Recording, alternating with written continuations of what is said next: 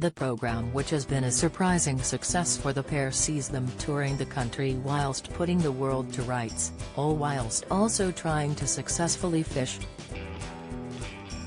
Bob considered retiring as a live performer after suffering a triple bypass and subsequent heart surgery, as he was told by doctors to keep his heart rate low.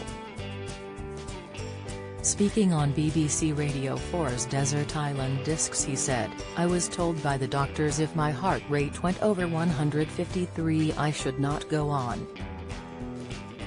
I had to decide in that moment whether to stop, what to do."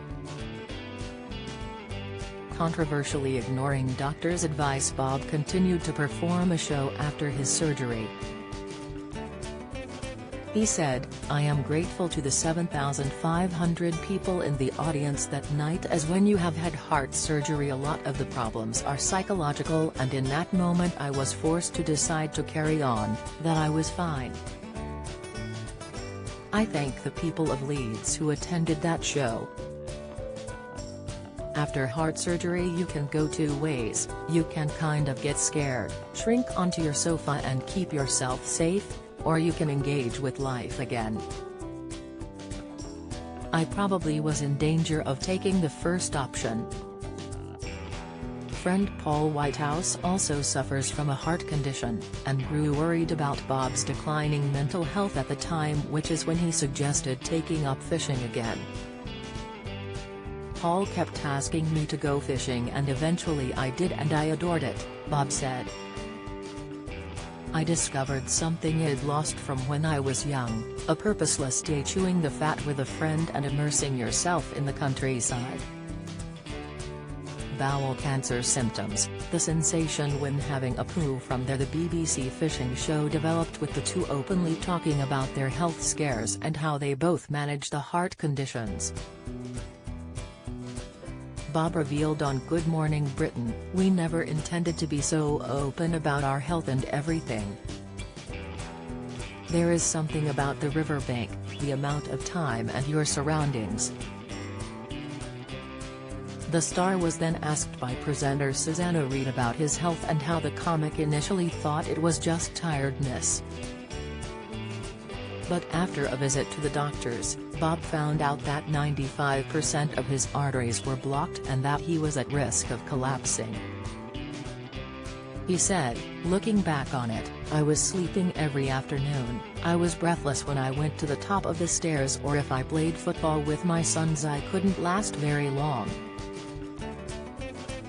I just put it down to my age.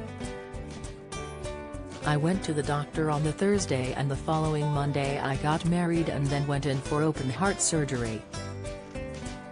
High blood pressure, the salty 6 foods to avoid risk of deadly high blood pressure. Insight doctor explains why you should immediately stop peeing in the shower. Expert advice: cancer symptoms, the signs are the deadly disease on nails. Latest, that's a big moment in my life. It made me look to the past and think about what my future might be." The life-changing experience is what Bob centers his new memoir and Away on. "It has been good, I've got new pipes," Bob added. "When I am out of hospital, I felt unsure what the future might be for someone who's had this surgery. So, I'm very happy to talk about this surgery with anyone who is going through it and to say, it's okay, you can go fishing." Medical News Today reveals that heart bypass surgery is the most common type of heart surgery performed on adults.